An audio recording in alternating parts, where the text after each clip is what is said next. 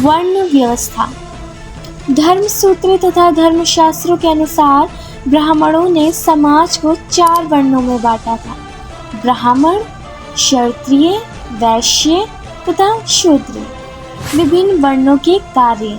ब्राह्मणों का कार्य वेदों का अध्ययन करना, यज्ञ करना या फिर करवाना और भिक्षा मांगना था, जबकि क्षत्रियों का कार्य शासन करना, युद्ध करना, न्याय करना, दान दक्षिणा देना, लोगों को सुरक्षा प्रदान करना, यज्ञ करवाना, वेद पढ़ना आदि था। वैश्यों का कार्य कृषि, पशुपालन, व्यापार, वेद पढ़ना, यज्ञ करवाना, दान देना आदि था।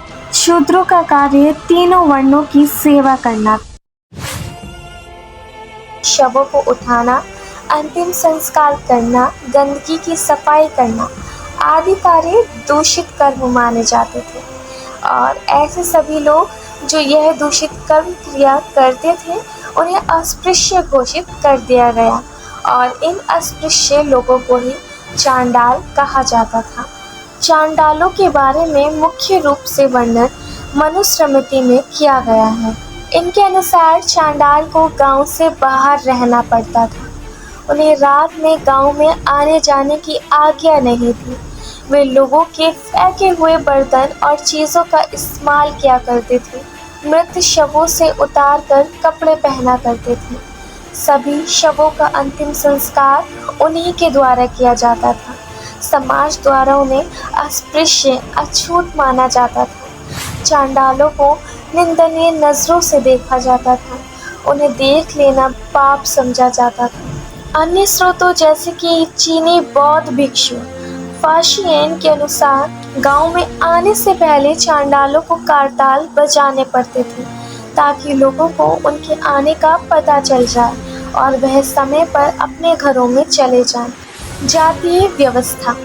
समय के साथ साथ कई ऐसे लोग सामने आए जो ब्राह्मणों द्वारा बनाई गई वर्ण व्यवस्था में समा नहीं पाए। इस स्थिति को देखते हुए ब्राह्मणों ने जाति व्यवस्था को बनाया। जातियों का निर्धारण व्यक्तियों द्वारा किए जा रहे कार्यों के अनुसार होता था।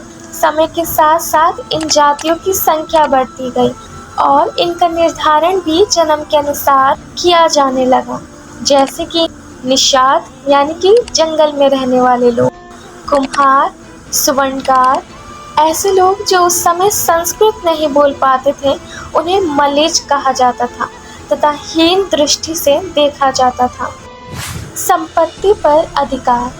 संपत्ति पर अधिकार से अभिप्राय है समाज में लोगों के पास उपलब्ध संसाधन। पिता की जायदाद पर सभी पुत्रों का बराबर का अधिकार होता था। सबसे बड़े पुत्र को संपत्ति का विशेष भाग दिया जाता था। माता पिता की संपत्ति पर पुत्री का कोई अधिकार नहीं होता था। स्त्री के विवाह के दौरान मिले उपहारों और धन को ही स्त्री धन कहा जाता था और इसी पर स्त्री का पूर्ण अधिकार होता था। स्त्री धन पर पति का कोई अधिकार नहीं होता था। पत्नियों द्वारा गुप्त रूप से धन इकट्ठा करना गलत माना जाता था। वर्ण के आधार पर शूद्रों के पास केवल एक ही कार्य था, वह था बाकी के 3 वर्णों की सेवा करना। इसलिए अधिकतर वह गरीब हुआ करते थे। ब्राह्मण और क्षत्रिय सबसे धनवान हुआ करते थे, क्योंकि वैश्य के पास अनेक कार्यों के चुनाव का अवसर होता था, पर समाज में उनकी स्थिति उनके कार्यों के अनुसार ही होती थी।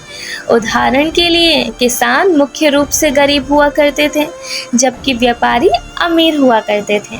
संपत्ति के मामले में चांडालों की स्थिति बहुत खराब थी।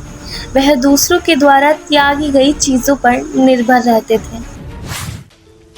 क्या सभी लोग ब्राह्मणों द्वारा बनाए गए नियमों का पालन किया करते थे? देश के अलग अलग हिस्सों में अलग अलग व्यवस्था होने के कारण हर जगह ब्राह्मणवादी व्यवस्था को नहीं माना जाता था। उदाहरण के लिए सातवाहन शासक गोत्र व्यवस्था का पालन नहीं करते थे। दक्षिण भारत के कुछ हिस्सों में अंतर्विवाह पद्धति को भी अपनाया गया था। क्या केवल क्षत्रिय ही राजा हुआ करते थे? ब्राह्मणवादी व्यवस्था के अनुसार केवल क्षत्रियों को ही राजा बनने का अधिकार था।